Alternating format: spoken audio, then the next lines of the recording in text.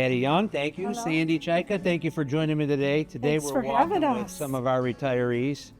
Patty Young in our math department and Sandy Czajka are both retiring at the end of this school year. So we wanted to do a little highlight on their careers at Riverside Brookfield. Patty, how long have you been teaching at RB? This was my 20th year. Hard to imagine, yeah. Sandy? 23rd year at RB, 34th year of teaching. Wow.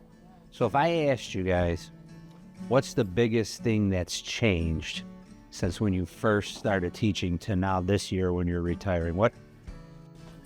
Well, I would be happy to take it first because to me, the obvious thing is technology. Okay. It's totally changed. I was in a middle school when I first started, and we actually had the ditto machine. So for those who remember the purple ink smell, like the Crank. that thing, granted, it was only for a little bit, but we went from the ditto machine doing my grades literally by hand. I had to take a calculator and do all the, figuring out for Percentages and It ABs. was a good thing I was a math teacher because it wasn't too bad. But so to go from that to everybody's got a Chromebook and we're, technology is definitely part of that change. And not only has it changed the job of a teacher, but also I think the way students are in class.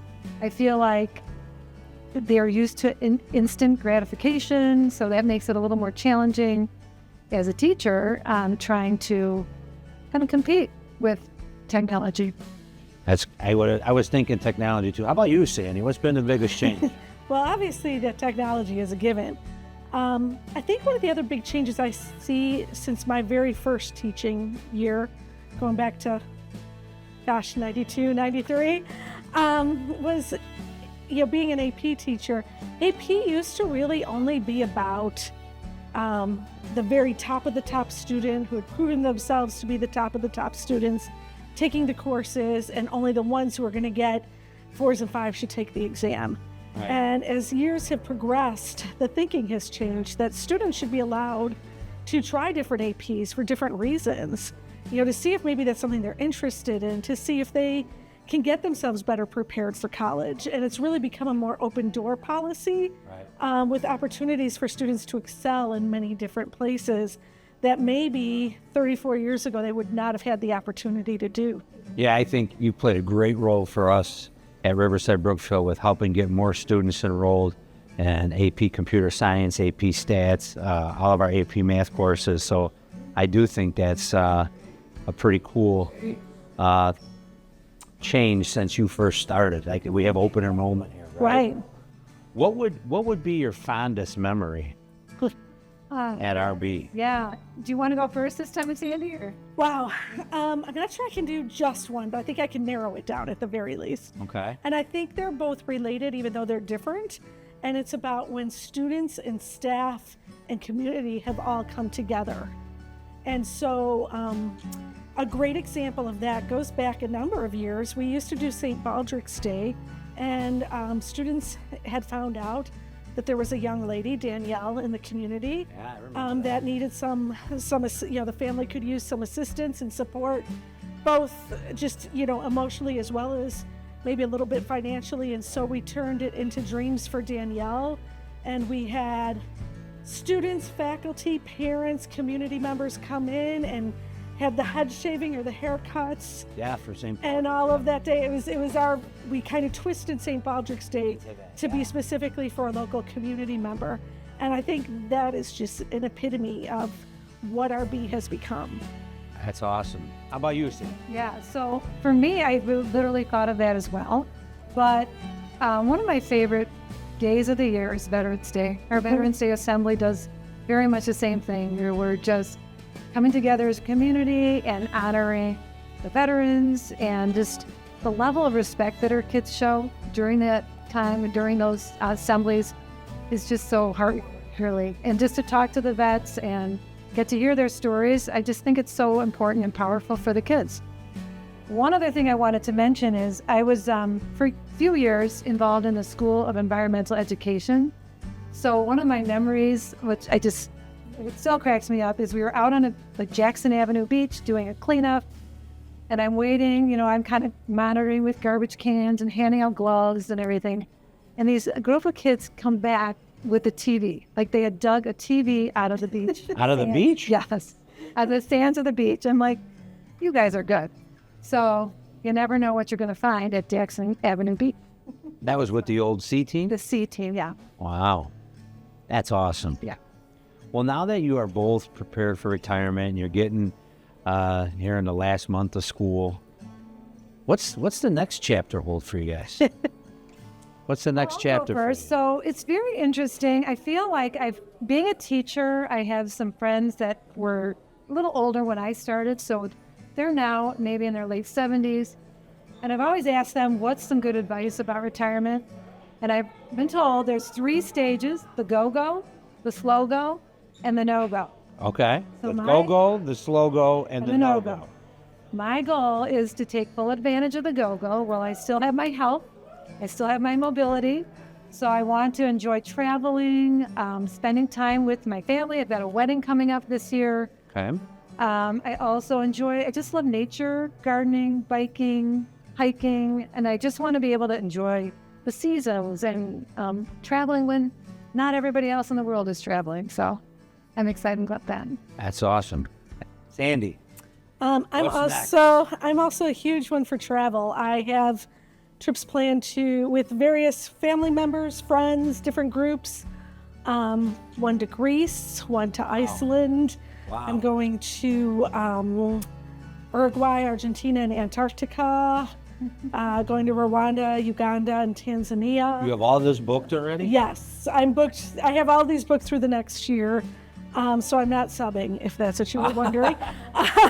But I'm really excited to have those opportunities to really expand my horizons. I'm super happy that I'll have some time to visit my family and friends from around the United States. I have family and friends all over the place, as well as here that I'm looking forward to spending time with.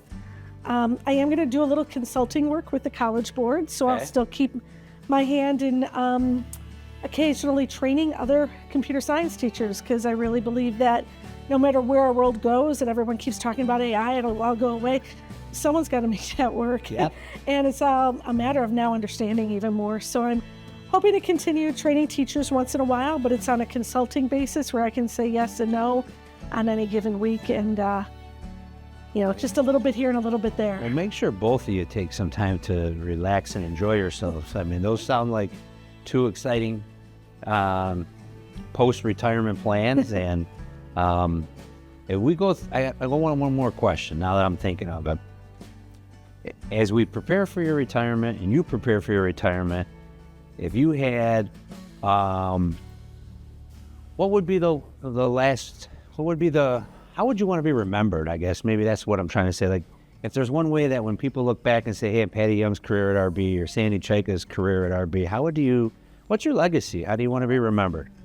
Well, so I would want my students to think of me as somebody that genuinely cared about them, that they knew that I had their best interest in heart. We were on the same team.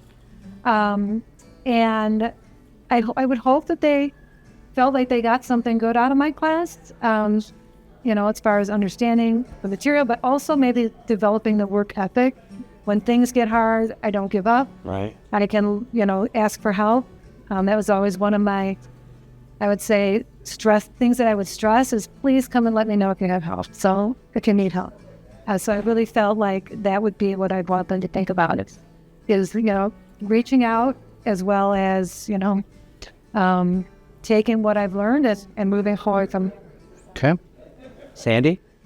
I really hope that they see that they got from me the idea of never stop learning, whether that's for your career, obviously for academics, but also just for enjoying life. Right.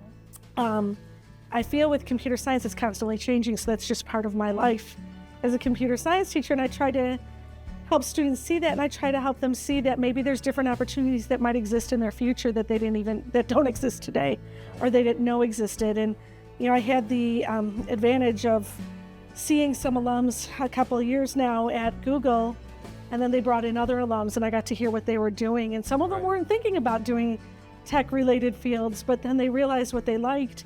They were able to get better jobs integrating the two together.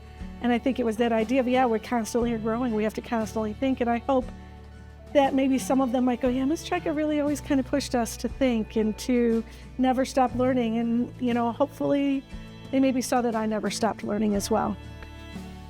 I think those are two great answers, and I think they couldn't even be more spot on. Patty, like always open for open door policy to help and to get students through their challenges. And Sandy, you're right. You always were coming to us with new ideas on how we could expand our computer science classes and field trips. And I think those are two great answers. We've walked now a full lap around the second floor, and I find it kind of funny, and I'm going to close with this. You've walked a full lap around RB in your career, and it's kind of coming to a close, but I don't want you to think that this walk's going to stop, just like your careers and all the ways you've impacted lives and people's lives, and we wish you nothing but the best in retirement. Thank you. On behalf of the Board of Education and myself, and on behalf of Riverside Brookfield High School, two of our best math teachers to ever walk these halls, and one last time we walked together. So thank you. Thank you. Thank you. All right.